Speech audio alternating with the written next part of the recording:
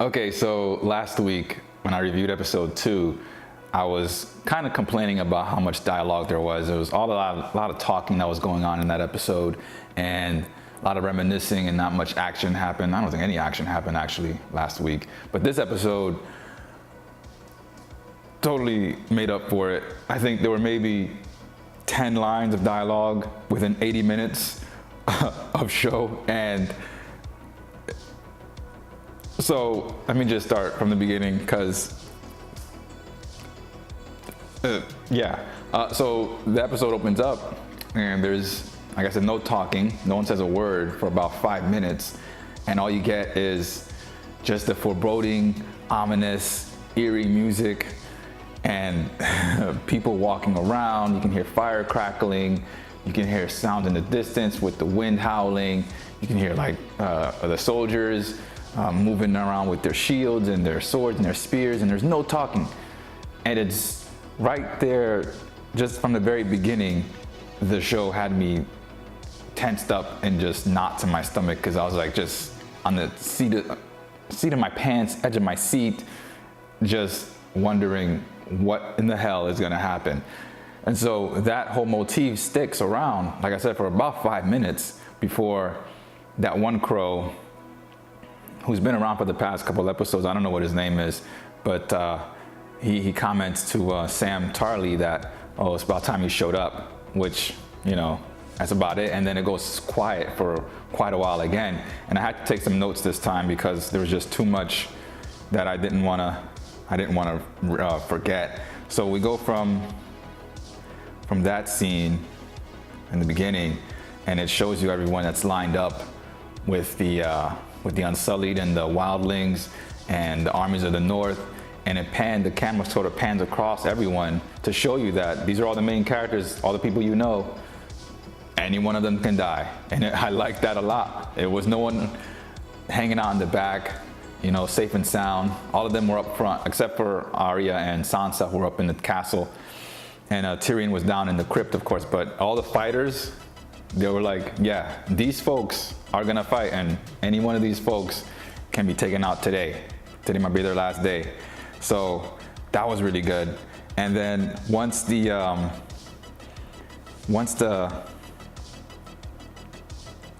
nothing happens for a little bit, and still no dialogue. And then the Red Witch shows up, and I was like, okay, this is kind of a bit of a surprise for her to just show up there.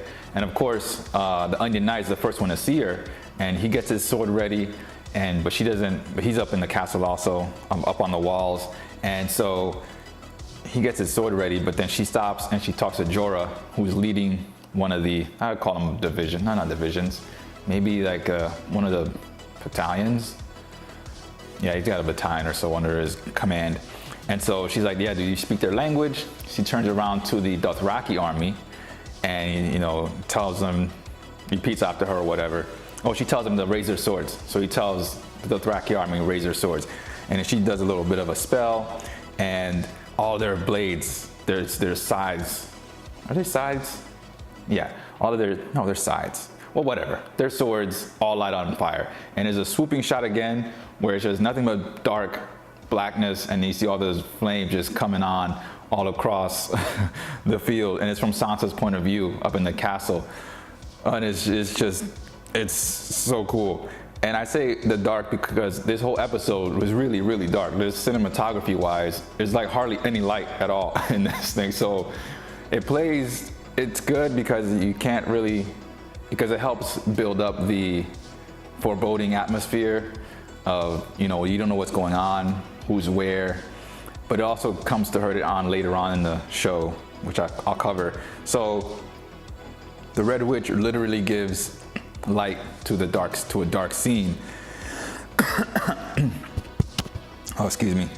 And she sees Arya, and Arya is kind of like mean mugging her down. You know, it's like she gives her the look that says, yeah, you'll be dead by the dawn. Because when the Onion Knight goes down to meet her, and he's ready to execute her, because he had told her before, you come back here, I'm gonna execute you. So he was ready to follow through on his promise. But then she stops and is like, you know, you don't need to execute me because I'll be dead before the dawn anyway. And so she makes eye contact with Arya, and Arya's like, yeah, you will be dead before the dawn. Because I think the Red Witch was on Arya's hit list. I'm pretty sure she was one of them. So after, you know, moments more of just intense silence and just knots, and people are just walking around, looking around into the dark, and it's just like dark, dead midnight dark, right? Finally, you can hear the first wave of the zombies. I don't want zombies, but the walkers and the White Walkers. And so I believe it's the Dothraki who go out to meet them first. And because I think they were all screaming and hooting and hollering, that's what they do. So the Dothraki go out to meet them as a first wave. Yeah, because Jorah was with them. So Jorah with the Dothraki go out in this first wave of attack, and they are snuffed out within 15 seconds. You know, there's like a clash, and then all you hear is just men screaming and then silence. And it was so eerie. I was like, oh my God. And it just went from like men screaming and then silence, nothing else. There was no like The Walking Dead where you can hear like the zombies making all that noise. No, it just went men screaming, silence. So that first wave completely failed. And so they get ready for the castle's defense.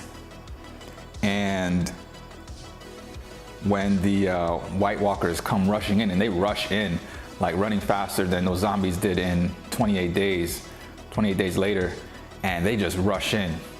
It's hard to imagine how anyone would have enough time to react to that rushing in, and let alone attack on that kind of a speed. But they rush in, and of course, you know, all the soldiers that are out there, the Unsullied, the Wildlings, and what's left of the Dothraki and the North, all the soldiers out there just kind of like dealing with it, trying to their best to push them back. But it's just too much. It's just too much for them to handle. And so they're pushed back and back further into their kind of holding area. And that's when Daenerys and Jon, they take off in their dragons, and they come back and they swoop and they burn a bunch of the zombies. I keep calling them zombies, but the White Walkers. They burn a bunch of the White Walkers, and so there's a little bit of a reprieve at that point. And so I was like, okay, I guess they're just gonna use the dragons the whole time. But then I was like, no, that'd be bad storytelling if the dragons did all the work. So the dragons do a little bit of the work, and then Jon and Daenerys fly away, because the whole plan was like, get rid of the Night King, get rid of all the White Walkers and the Whites. So they fly after the Night King. No, they fly after the Whites controlling the White Walkers who are nearby. And so they see him, and they all look up, and because of these ways these guys can control the winter, they don't even fight Jon and Dany. They just control the winds of winter, and this big gust just blinds everyone, right? Comes rolling in, blinds everyone, and the dragons can't see now. Dany and Jon can't see, and it's just so well. It's like such a well done tactic, because like you blind your enemy in a situation that you can see perfectly, and it's really well done. So the dragons get neutralized. They can't see anything to attack the White Walkers or anyone on the field, right? So, and then on the ground, the fighters themselves, they can't see much of anything, because now all that wind is blowing in the snow everywhere. So they're just kind of like attacking whoever's running at them. They're just attacking them. So it's like, if it was one of their allies, of course they wouldn't be running at them. But so they kind of take it on hope that it's, oh man. So the first person to die that I noticed was that crow, whose name I don't remember. The guy that talked to Sam about showing up late. He dies protecting Sam, which was kind of a warning sign to me. I was like, Sam Tarly gets saved one time. Okay, that's not good, because when the episode started, Sam was obviously nervous. He's not a fighter, but he can fight, I guess, if he's pushed to the limit. And so he was clearly nervous, And so when this guy dies from him, I was like, ugh, Sam, are you gonna make it through this episode? I was like, I don't know, man, I don't know. So then we cut down to the crypt where Sansa had to retreat to, where Arya told her to retreat once the White Walkers got closer to the castle, and Arya gave her a dragon glass blade. Sansa was like, I don't know how to use this, and so Arya calls back to how Jon spoke to her when he gave her needle. It was like, yeah, pointy end goes in, or she used a pointy end or something like that. And so while Sansa's in the crypt, Tyrion is talking about, no, there's no words actually, there's no talking there. Sansa goes down there, sees everyone, they're all looking at her. No words are exchanged here, but they all get the sense that things aren't going so well. And then she looks at Tyrion and she gives Tyrion a look of just like, we're done for, and Tyrion just like, okay. He takes a swig of whatever he's drinking and walks off. It's like, what can you do, And so the Unsullied, as the soldiers are now retreating because the White Walkers are getting so close, the Unsullied play their part as a barrier so that everyone else can escape into the castle, which was really well done because it showed how they let some ranks run down the middle, and then everyone else would close around them and create a barrier. So then some more ranks would come down the middle. It'd be like the first and second ranks, I guess, would run down the middle, and then those other ranks would close. It was really, really pretty cool movement. I think that might be an actual move from Roman history or something. It looked pretty cool. So, what else was there? Right, so once the White Walkers get to a certain point, the plan was to light up the trenches in front of the castle with fire, but because of the wind, Dany can't see that signal that the Onion Knight's giving. So the Red Witch, again, plays her part. She goes out there accompanied by a Grey Worm and some of his best soldiers as guard for her, puts her hand on some of the kiln out there and says a bunch of her spells or whatever, and she says it over and over and over and over again. And people are dying all around her, and it looks like she starts to lose faith in what she's saying. And just at the last moment, the kindling catches fire, the wood catches fire, and then this whole moat of fire builds around the castle.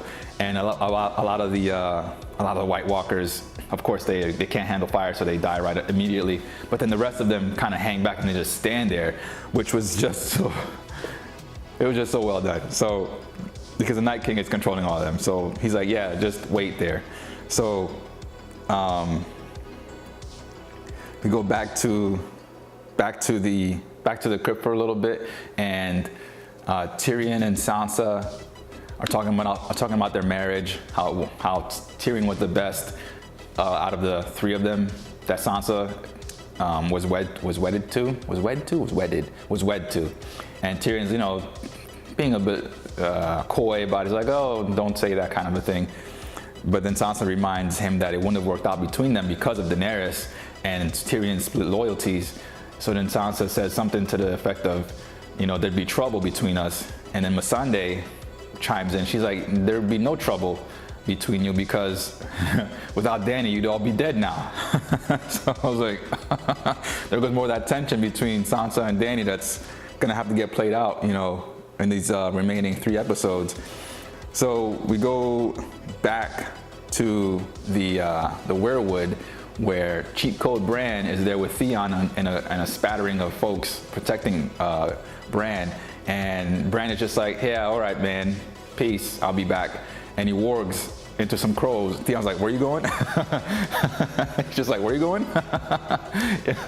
And Bran wargs into some crows, and he flies away, and you see him following the Night King, who's on his dragon. And I was like wondering, like, is he actually flying down to King's Landing, like one of the theories said? But then that goes nowhere immediately. So while we're sticking with the Night King, he orders his White Walkers to throw some of their bodies onto a section of the fire, so that it puts out the fire, and then more of them walk over those dead bodies and then breach the castle. And this whole thing was done so well. Again, very little talking, all action, all suspense, all drama. It just, through facial expressions, through actions, a lot of screaming. Oh man, so much screaming. But so then the White Walkers, they create a ladder for themselves, like in World War Z. I think, where was that?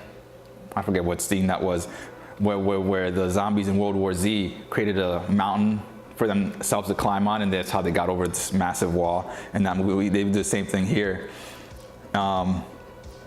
And then while they're breaching the castle walls, Sam is saved for a second time. And at that point, I was like, all right, Tarly, you're making me nervous. You're making me nervous.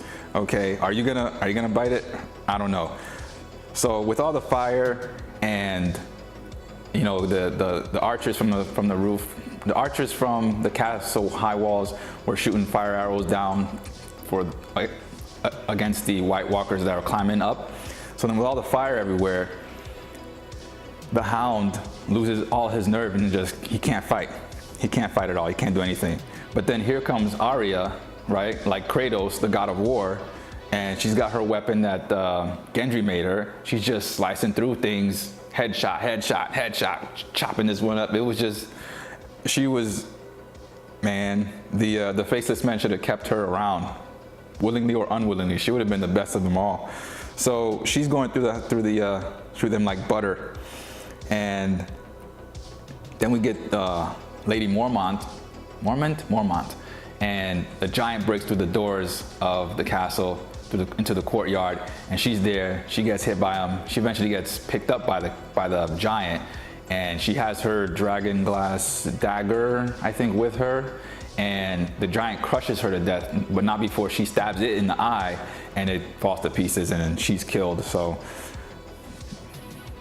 shouts out to Lady Mormont, true to the end, you know. So we go back to the Night King, who is now being chased basically by Dany and Jon, and they get into an aerial dogfight, an aerial dragon fight, a la, you know, some Top Gun Highway to the Danger Zone type of deal, and was it Rhaegar is injured quite badly in that fight before Drogon comes in and basically almost tears the Night King's dragon to pieces. It was, and the Night King falls down to the ground with no expression on his face, just like Cheat Code Bran. He just falls, no expression on his face whatsoever. But that's always been his thing, so I guess he did it first. He did it first. And then we go back to the castle where Arya is moving through the library, just trying to get a bit of rest because she was fighting the whole time when she showed up, but then she ended up losing her weapons because the White Walker horde just kept pouring in. So she had to end up just running away. And so she goes to the library and she's just trying to get a bit of a breath, but then there are White Walkers in there also, I guess picking out the latest Jane Austen novel or whatever. So she's moving around the library silently, you know, like Snake in Metal Gear. I kept thinking maybe she's gonna pull out a cardboard box at some point and just kind of be like crawling around. So, but she uses a book. So yeah, she eventually uses a book to escape out of there because just the sound from the drops of her blood is enough to attract them to where she was. Of course, they don't see her right away. So she throws a book, you know, they go to where the sound is, and then she slips out, only to have the horde come through another door. So then she ends up having to run away again anyway. And Beric actually dies saving her when he and the Hound encounter her in one of the hallways. And so there's a really creepy scene from inside the crypt when you hear a bunch of the men outside the door pounding on the door. It's like boom, boom, boom. It's like, let us in, let us in, let us in. And it's really, really loud. And then you have, just like with the beginning of the show, you have the men screaming, you know, let us in, let us in, let us in. And then you have the White Walkers making a bunch of noise, men screaming now, dying, and then complete silence. And it's, oh my goodness, it's so eerie. And so, yeah, the Dragon King, not Dragon King, the Night King is now on the ground, and Dany's kind of hovering above him. Jon Snow had fallen off when Rhaegar was injured, so he's on the ground also. And Drogon, you know, blasts like a sustained wave of just fire at the Night King. and lo and behold, doesn't work on him. So it's like, well, can't do that.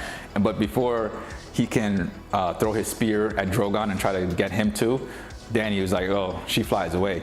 So then Jon Snow was like, well, I guess it's in my hands now. So he draws his sword and starts to run after the Night King, but then he stops and looks at him, looks at Jon Snow, or Aegon at this point, but looks at Jon Snow and is like, all the dead guys that were out there from earlier now raises his arms, and I was like, oh my God, this is so crazy.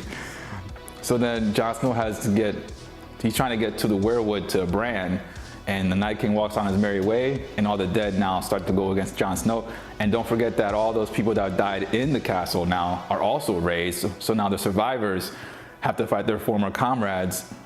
Oh, it was just too good. It was just too good. We go back into the crypt. Now the White Walkers have gone so far into the castle that they're actually digging into the crypt, and they're coming out of the walls. And I was like, this is getting depressing at this point, you know? I was like, oh my God. And so Dany, in sort of encouraging Jon to go after Bran, lands Drogon on the ground and then leaves him standing there. I don't know why. She's just like taking in the sights or something. It was just ridiculous. Like your dragon is more useful up in the air. Take off. But of course, she stays on the ground. Drogon gets attacked. And you know, she falls off of him, and Drogon has to fly away. He's got like hundreds of little White Walkers on him, biting him and everything, so he flies off. And I think they did that to really get him out of the story, because if he was just flying around burning everything, I think that would have been a little bit boring. So a good way to get him out of the story for that point. And so he flies off, and then just as one of the White Walkers are coming to kill Dany, Jorah comes in again, you know, her knight in shining armor, for quite a while, and he saves her, but then he eventually dies. He goes to his knees, just like fighting. Even while he's on his knees, he's still fighting. And she draws her sword, and she's kind of doing whatever she can. But Jorah eventually dies, so House Mormont loses another. And so you go back to Jon Snow, and he's fighting his way through the castle like ghosts and goblins. You know, he's just like like Monty Python with who was that, King Arthur or Sir Lancelot? He's just going berserk, right? And so he gets to the courtyard where some of the other folks were, and that's when the Night King's dragon, who, like I said, was severely injured by Drogon. He's got flames coming out of the side of his mouth, and he's unable to stand up straight, and he's looking for Jon Snow specifically. He's like burning fire wherever Jon Snow goes, and so Snow can't move as freely as he wants to get out of that courtyard. So he's basically pinned down. So Jon can't get to Bran. Dany doesn't have Drogon in order to fly over there, so things aren't looking good. And so Theon is there, and the White Walkers get to Bran's area, and so Theon's guys are using their fire arrows and everything, and they're shooting them very fast because they were able to take out a lot of the White Walkers with just arrows. But I thought at the moment, I was like, why don't they have backup dragon glass swords or daggers or something? But you know, whatever. So Tyrion, as the crypt is being filled up with all of these White Walkers, and he's trying to get everyone in there to move to another location, he and Sansa are just in this great shot where they're looking at each other. Sansa pulls out her dagger that Arya gave her, and then Tyrion pulls out his dagger, and then he kisses Sansa's hand, and is like, he'll be the decoy, or something. I think that's what it was. He'll be the decoy. Or maybe I don't think he left Sansa there to fight for herself. I don't think that's what it was. I hope that's not what it was. I have to watch it again to make sure. But one of them stayed behind, and Tyrion went off, and he encountered Varys and everyone else there. I hope that's not what happened. Sansa stayed back, but I'll have to watch it again to make sure. And so we go back to the weirwood, where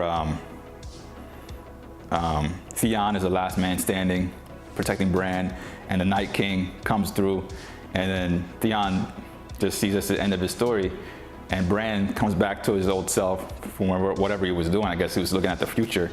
And so Bran comes back, tells Theon, you know, you were a great man, and Theon bites the dust, charging at the Night King at that point. So good ending for Theon. He shined more than the Hound did in this episode, which is if Theon has more courage than you do, then you are in a bad state. You know, even though the Hound saved Arya again, I don't know. So when the Hound did save Arya, they ended up in a room where Beric died, and then the Red Witch was there, and she told Arya a certain something.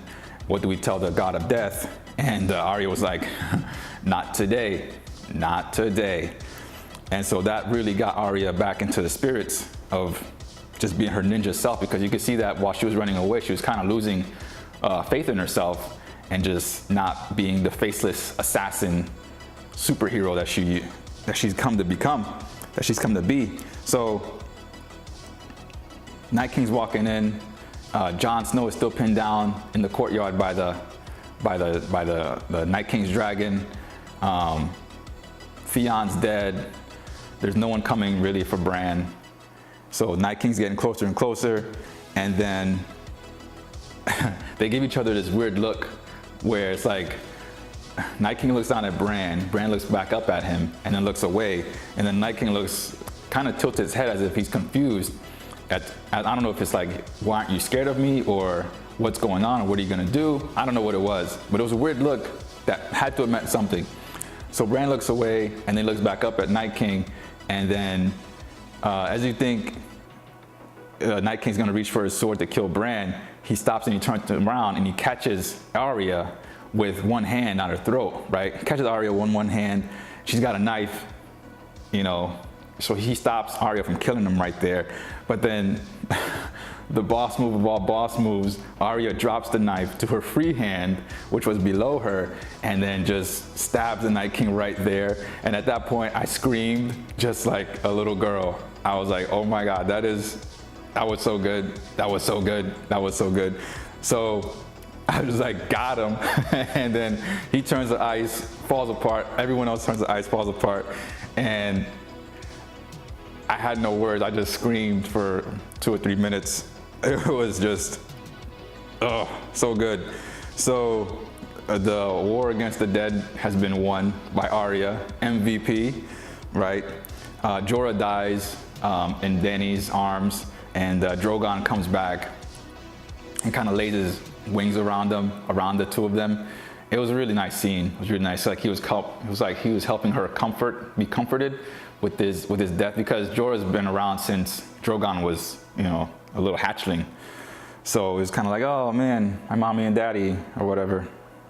So yeah, that was just a good thing. And then the last thing that happens is the Red Witch, she just walks out. There's all these dead bodies everywhere. She walks out, she takes her choker off her neck, and then she grows old. I think that was in season 3 where they showed that, how old she was. She grows old and she collapses on the snow, and that's the end of the episode. And so it was just the best 80 minutes I have seen all year. I mean, I watched Endgame this weekend, and it was good, but it wasn't this good. I mean, I can't wait to see what happens with the next episode, now that the great battle's out of the way. And like I said, maybe 10 lines of dialogue throughout the whole thing. Such a great watch. I gotta watch it again for sure. But yeah, we'll see what goes on with episode 4 next week, because now that they've gotten rid of the Night King, all they got left is the real monster now, and Cersei Lannister. 3 episodes to go. See how it turns out. See you next week.